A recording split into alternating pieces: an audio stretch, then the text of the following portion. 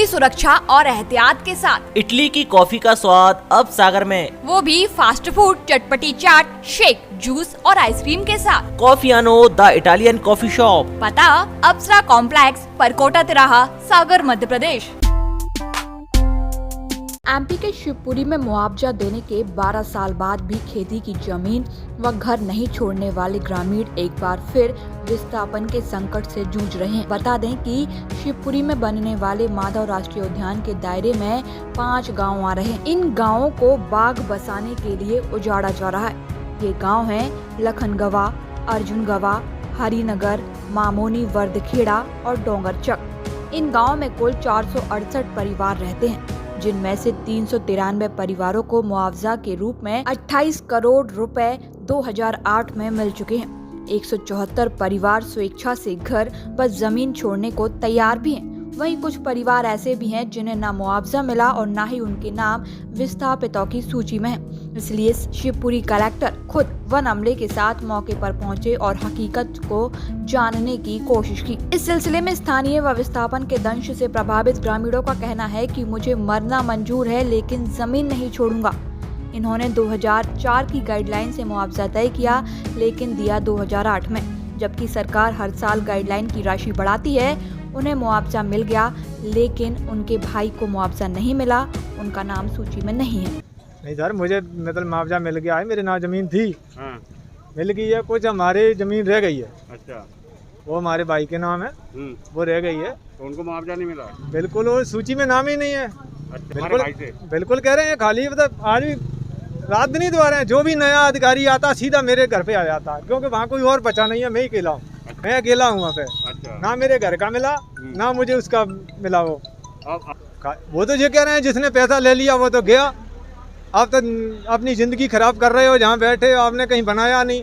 2004 की गाइडलाइन से मुआवजा बनाया उन्होंने, 2008 में दिया, तो 4 साल का डिफरेंस ये नहीं कहाँ जाएगा जी।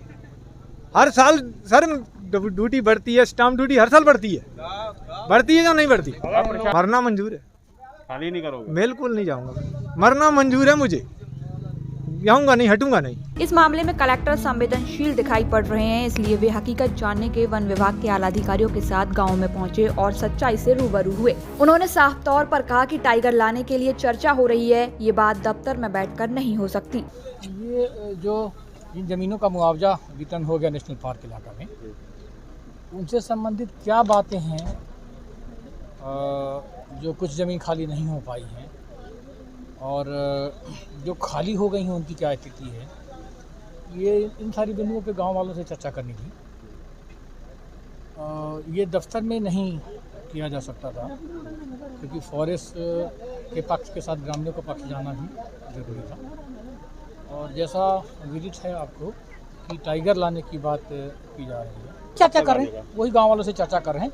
ये चर्चा करके सबसे सहमति बनाएंगे। सब लोगों से बात इसी कर रहे थे कि अब वो बहुत वरिष्ठ स्तर की बात होती है, उस पर ऐसा कहना जल्दी खाली हो हाँ कर रहे हैं। नहीं मतलब सब लोगों से इसीलिए सबसे बात कर रहे हैं ना। ये केवल वहाँ बैठा करके नहीं हो सकता था दफ्तर में, ये गांव में आने से ही बात होगी तो समझ में उनकी भी कई कठिनाइयाँ हैं।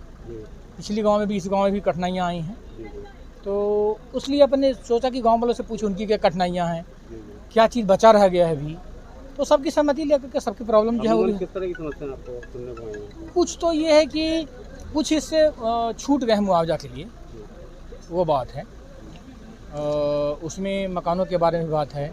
इसके अलावा ये भी है कि कुछ लोगों ने मुआवजा लिया ही नहीं है, तो वो भी बात है। तो ये सारी कठिनाइयाँ आई हैं और इसका मेरा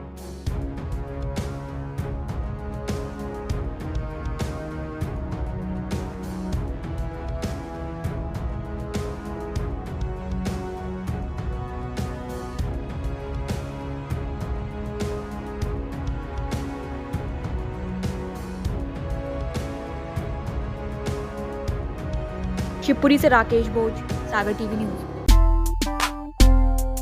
पूरी सुरक्षा और एहतियात के साथ। इटली की कॉफी का स्वाद अब सागर में, वो भी फास्ट फूड, चटपटी चाट, शेक, जूस और आइसक्रीम के साथ। कॉफियानो द इटालियन कॉफी शॉप, पता अप्सरा कॉम्प्लेक्स, परकोटा तिराहा, सागर, मध्य प्रदेश।